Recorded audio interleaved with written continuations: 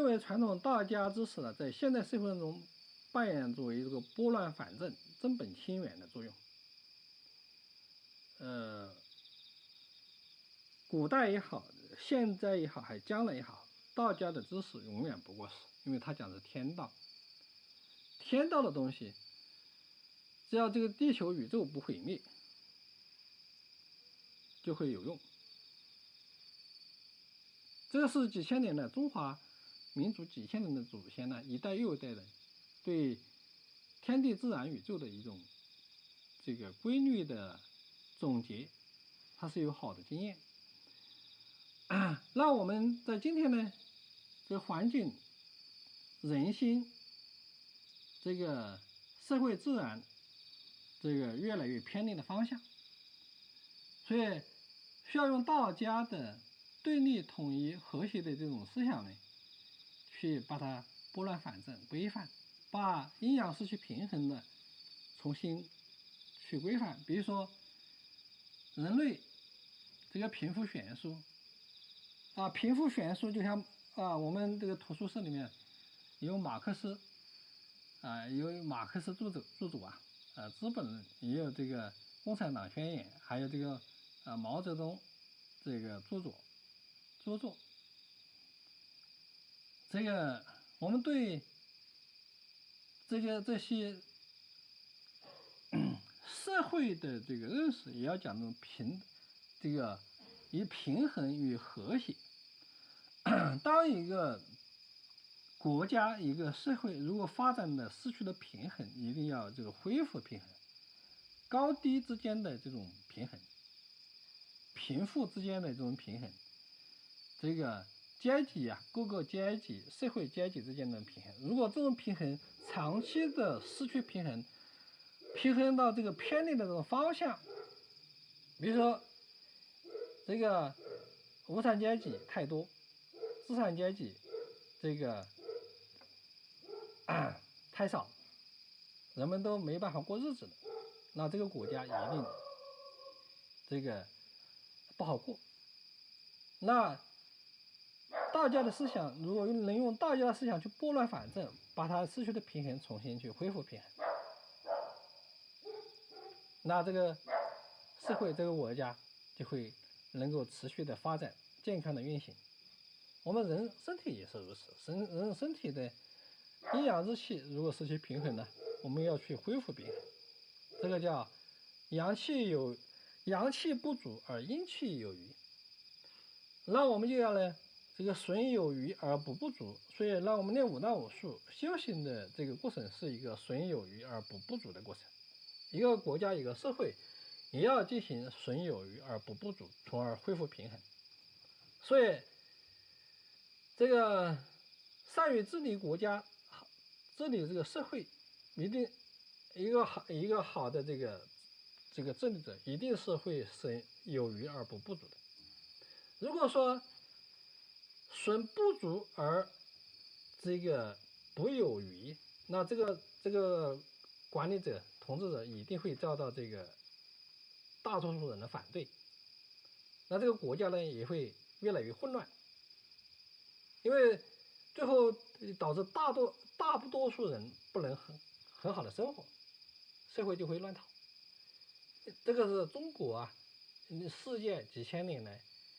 这个我们看研究世界史、研究中国史这个中国历史，这个一代又一代，各个朝代层出不穷的这种例子。所以道家的思想方法就是太极哲学，既对立又统一的这个太极哲学是最终是和谐，回归到和谐上来。很多国家失去和谐，那么失去了和谐，这个国家就会动荡。因此呢，要用拨乱反正的方式去，这个叫颠倒乾坤。所以叫修行呢，一定是转乾坤扭气机，才会增加福报。叫福，这个福报再造造化是可以这个改变。所以违背这个道家的这种阴阳对立统一呢，就会失去和谐。人如果失去了这种和谐，人就会生病。一个社会一个团体失去和谐，这个团体就会乱套，就不能走可持续发展的道路。一个国家一个社会失去了这种平衡和谐的，这个国家和社会也会乱套，这个天下也如此。所以大家在这个现实的这个生活中呢，能够把错误的、衰败的、不好的情况去把它扭转过来。所以谁践行这种思想，我们有识之士，有些国家的领导者有些智者能够运用这种思想去这个治理国家，这个国家也会得到繁荣昌盛。因为在中国历史上呢，除过汉唐盛世，汉朝和唐朝是这个中华文化最有代表性的这个时代。他们用了道家这个思想方法这个叫休养生息，这个把颓废的这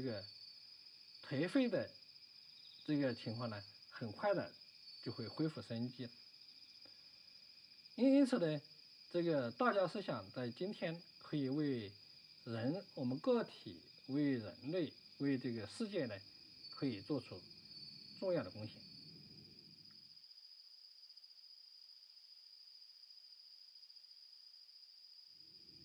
有的说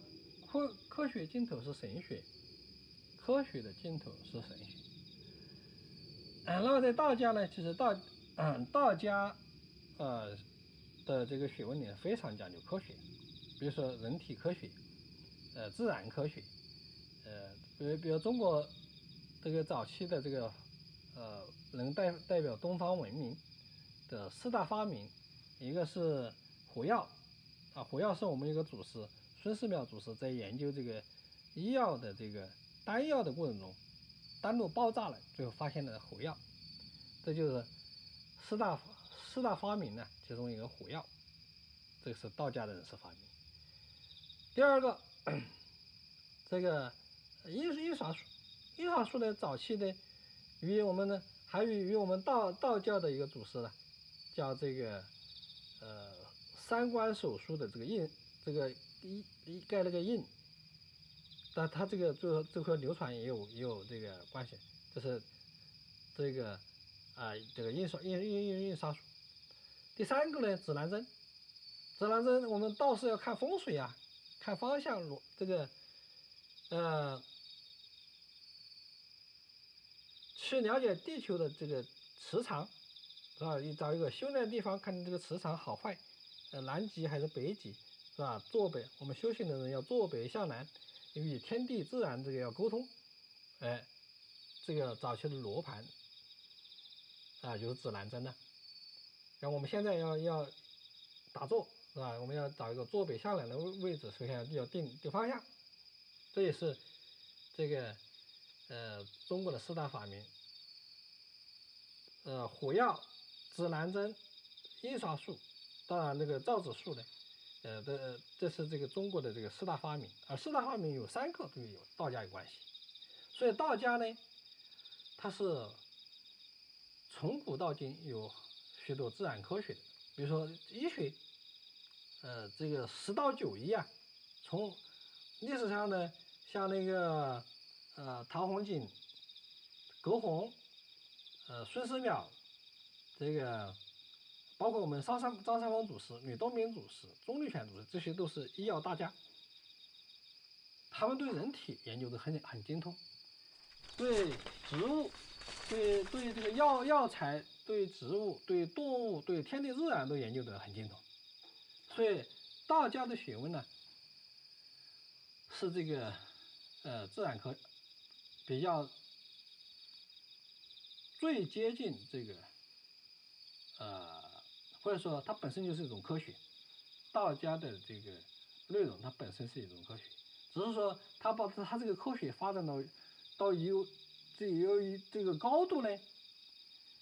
尤其是这个人体科学这种高度是这个现在西方的这个用现在的科学它无法解释的，它没有发展到这个高度，尤其是内丹学，内丹学现在在这个西方的这个科学这个体系里面它是没有的。因此呢，中国的道家的内丹学，它是远远超越这个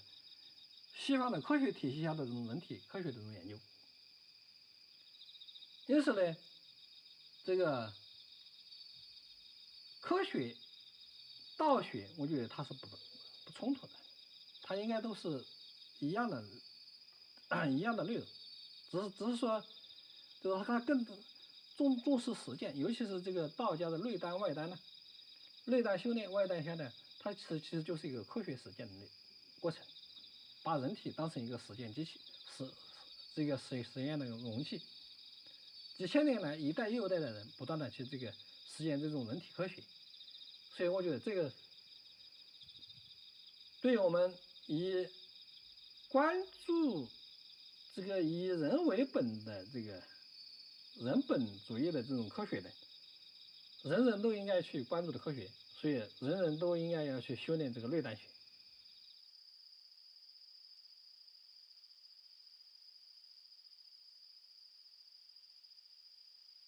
其实我有10年左右在欧洲很多国家教过学，美国也去过了，东南亚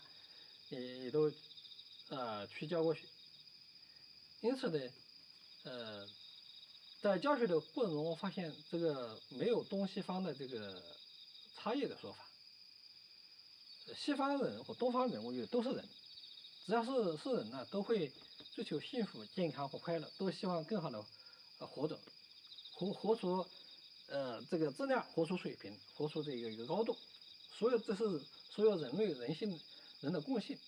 因此呢，我在国内的学生和国外的学生，我觉得是一样的，没有什么太大区别。因此呢，我们对待国内的学生和国外的学生是一视同仁的，没有什么区别的对待。我觉得是，因为这也是这个在道家这个思想里面叫众生平等呐，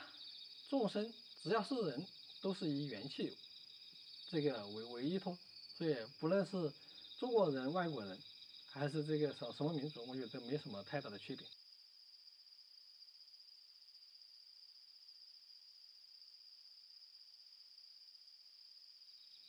渠道呢，既要想学习这些内容，比如说，现在呢，在道家，首先呢，学习武当武术啊，它有道家哲学、中医学和这个力学，气功知识、兵法知识等等。那这些知识呢，通过一些书籍，如果比如一些大的语言，肯定是有翻译的。比如说这个，西语是吧？西班牙语，法语、英语、这个德语，等等这个其他一些大的一些这个语种，肯定都会有一些人对中国的一些书籍进行翻译成本国的这种语言。那我们第一个可以在本国里面去找到有些这方面的途径呢，视频呐、资料啦。那如果不懂中文呢，你可以先从这些渠道。如果你要成为一个像专业的这个继承者，那就要去慢慢的从中文的基础学习，逐渐的深入，逐渐的深入。我在法国教学的时候遇到一个法国的学生，他把中文学到了这个博士，他用中文写那个论文，本科、研究生、博士论文全是用中文写的，一个法国人。那因为他学的是中医，学中医呢，那么他下的功夫就大，但是他必须要了解这个很专业的中文，才能了解中国古代的这个一些医学的这种经验。那我们学习道家的，学习武当武术也是这样，你要有专业的这个汉语知识，包括我们，你也得要有学习古代的语言学，把古文要能够要弄懂，然后你才能够去在学习古代的典籍过程中，才能理解他们讲的是什么，来指导我们自身的这种学习和锻炼。因此这个会先从国内了解自己有效的途径去了解，第二步学习简单的中文，第三步就可以深入。当然，你没有花那么大的精力和代价的人呢，那你就可以找翻译了。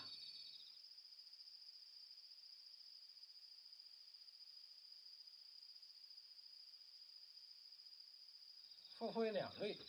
一类呢是这个在家弟子，一类是出家弟子。在家弟子呢就会按照世俗的这个生活方式去做，出家弟子呢就按照这个道教的这个教义和规范去做。这个呢里面内容就很多，就不展开。那我们在日常行为中呢，有武当派弟子有10戒，门规10戒，有道家有5戒，这个戒杀盗邪淫。那这个初级阶段呢，以这2个戒律去指导自己就可以了。到一定时候呢，在这个继续深入，那就会呢走上轨道。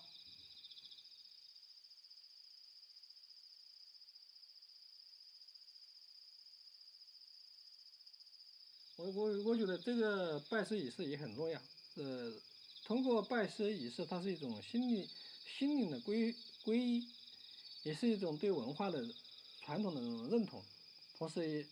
这个也是对个人的一种加持。我觉得这个仪式也是很重要的。我们现在呢还没有统一的去做一些这个弟子入门的这种仪式。那我们现在基地有了，随着我们基地的越来越成熟呢，将来我们也会做这个仪式。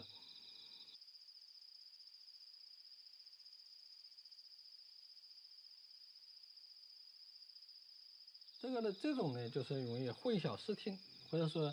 最后呢，这个把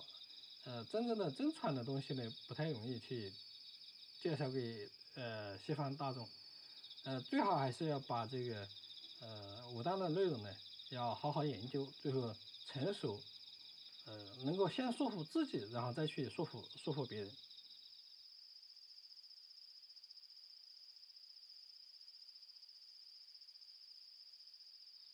往往呢，有些人呢，他可能善于做市场，善于做营销，也善于做表演，能够吸引了很多人，但是他并没有，这部分人呢，也会这个最后去从事这方面的内容，那么一个一个传播下去呢，就形成了一些负面的或者不好的一种现象。那我建议呢，就是学习武当派的内容呢，要按照这个武当派的这种真传的这种思想体系、价值体系，去按照核心的这种去继承，然后再弘扬的，这样呢，既不误己又不误人，最后呢，是能够说服自己，最后也能说服别人，也给自己能带来更多的好处，能跟别人也带来更多的好处，这样呢，就会真正意义上能够继承和弘扬，使武术也好，道家这个内容也好，能够发扬光大，能够为更多人提供这个福报和帮助。所以，坚持正统，要努力要努力。这个此消彼长啊，如果不努力，然后呢，不坚持正统的人呢，反而这个投机取巧，更容易得到社会大众的这种认可呢。那说明这个坚持正统的人工作没有做到位，需要去努力，需要这个天道酬勤，真正意义上要善于修行，善于奉献，善于度己化人，去发扬光大，然后呢做出这个有效的工作，这是这个我的建议。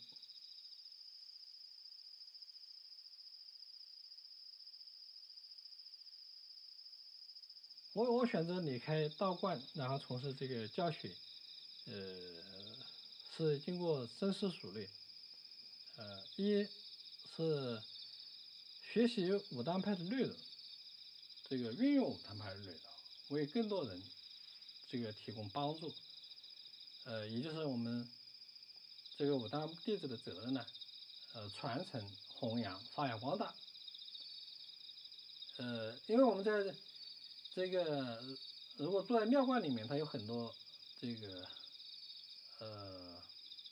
不能按照这种传统的这个方式去做，有很多不方便的地方，所以呢有些不方便，因为在庙观是一个有各种各派各类人一起混居的一个地方，因此呢不能按照个人的这种理想或信念去做，不能很好的就是发展这个个人的理想和信念，而这种理想和信念呢，是这个也是需要更多的有志之士去实践，使武当派呢能够发扬光大，让更多的这个百姓呢能够从中受益。我们在这个地方呢，现在新建了一个地方，计划10年，10年之中我给自己的定的目标是什么？是这个10年之内再教学10年，10年以后我可能就会退居隐修，去追求大道的内容。所以这个在这个我前面已经工作了10年，再工作10年、20年，对社会呢培养了一批徒弟，这个也对这个国家、对社会、对这种文化、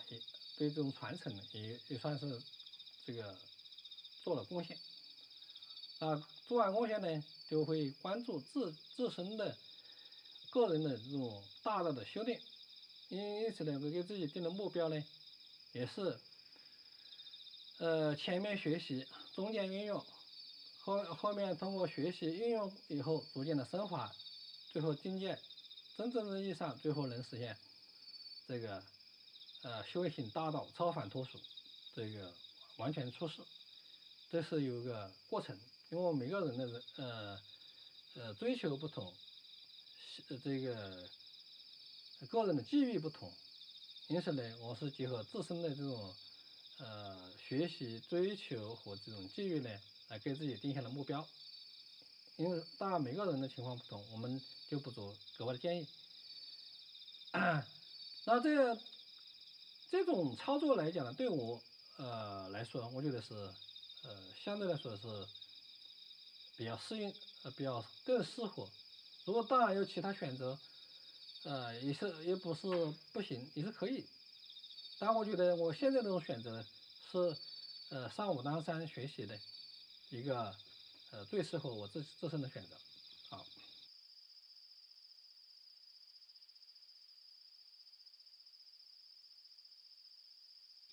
除了平时的练习之外，在休闲的时间呢，我的兴趣爱好其实挺广泛的。比如音乐我喜欢这个吹箫吹笛子，也会陶冶性情，这个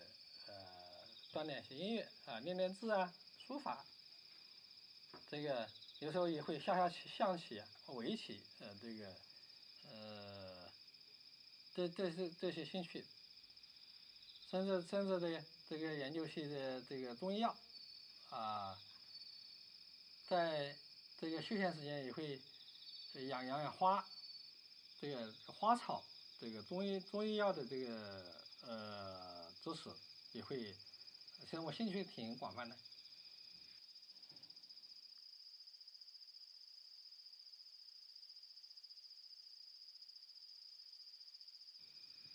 在琼台的这个10年呢，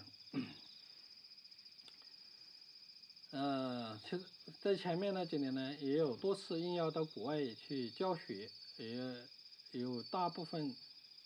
也教了很多这个欧洲的学生，英国、法国、西班牙、德国、瑞典、瑞士都有一些徒弟，他们在从事这方面的教学工作。那么也有些这个弟子的邀请我到国外去，我给自己的有做一个5年计划，希望5年之内呢，以在国内的这个教学为主，同时呢，也要开始深入的研究中医文化，内修的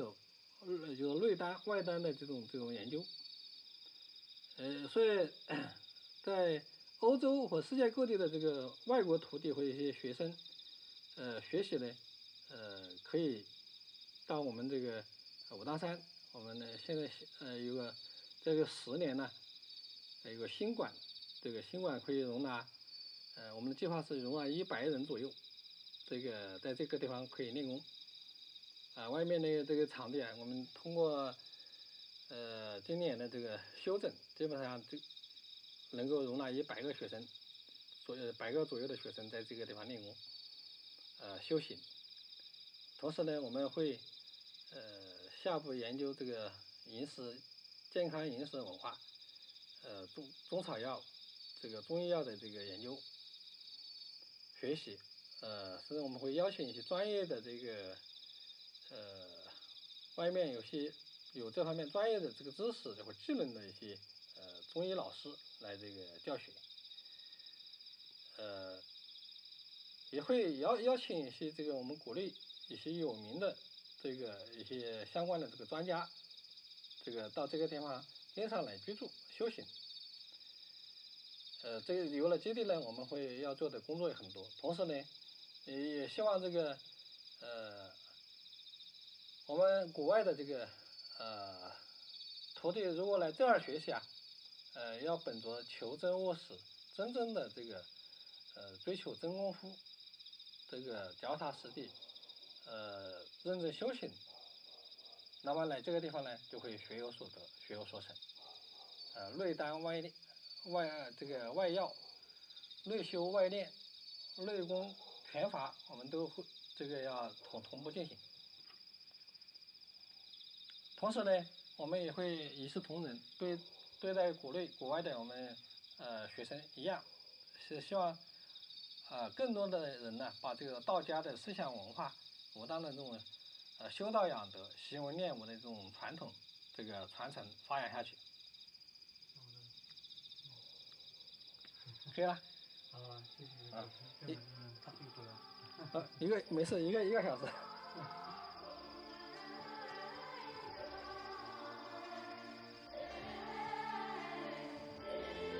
这个传统上面打坐也挺好。对。